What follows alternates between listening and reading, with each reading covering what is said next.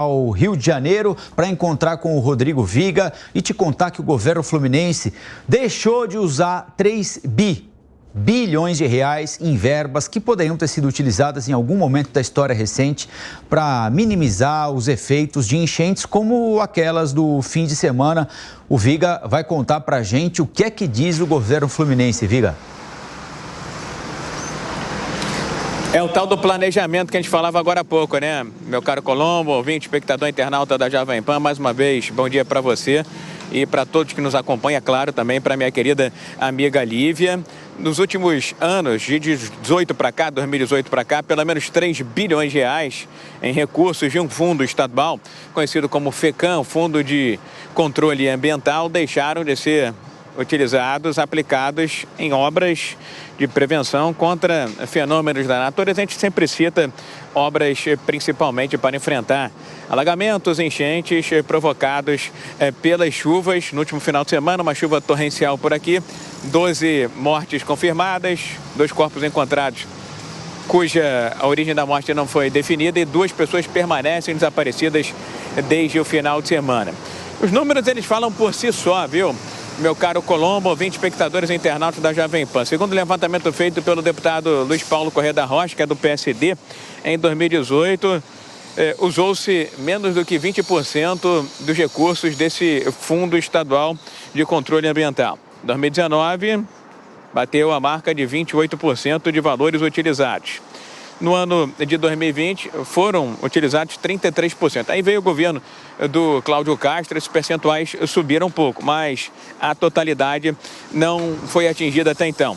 2022, por exemplo, 51% dos recursos foram utilizados e em 2023, no ano passado, 87%. Esse fundo foi criado justamente para a prevenção contra fenômenos da natureza, mas recentemente houve uma mudança que passou pelo Parlamento do Rio de Janeiro, que foi aprovada, que prevê que os recursos possam ser utilizados também para o custeio da máquina e para o pagamento da folha.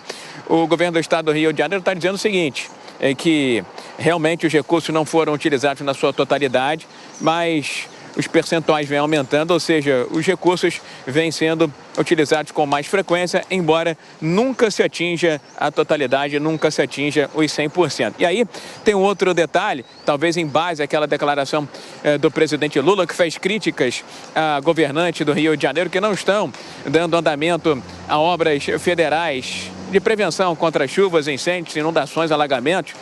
Dados do Ministério da Gestão mostram que, ao longo dos últimos tempos, o governo federal disponibilizou recursos para essas intervenções. Mais de R$1 bilhão estão parados ou estão sendo mal utilizados por conta da paralisia dessas obras. Os dados aí do Ministério da Gestão mostram que obras que foram iniciadas há 8 anos, muitas delas começaram, mas não tiveram continuidade, perfazendo um total aí de mais de R$1 bilhão em intervenções que estão ali em ritmo de tartaruga, em ritmo de cágado há pelo menos 8 anos. Meu caro Colombo, 20 espectadores internautas da Jovem Pan, a chuva deu uma trégua, mas para quem está nos acompanhando pelos nossos aplicativos, pela televisão, já está começando a assimilar um pouco a máxima do Cristo Redentor. O cinegrafista Rodrigo Tessari está mostrando. Ali, ó, só nuvens. Cristo Redentor está invisível, não dá para ver nesta sexta-feira chuvosa, temperaturas mais amenas, aquele termômetro que eu costumo dizer que parece parte da classe política, hoje resolveu trabalhar um pouquinho. Ele ficava sempre parado nos 27 graus, fazendo chuva ou fazendo sol. Ele hoje está marcando 25 graus, mas a sensação térmica continua bastante elevada. A perspectiva é de um final de semana de pancada de chuva por aqui. A gente fica torcendo para que aqueles problemas do último final de semana que se transformaram em tragédia não se repitam na cidade, no Grande Rio e no estado de uma maneira geral. Colombo. Valeu, Viga. Rodrigo Viga conversando com a gente ao vivo, direto do Rio de Janeiro.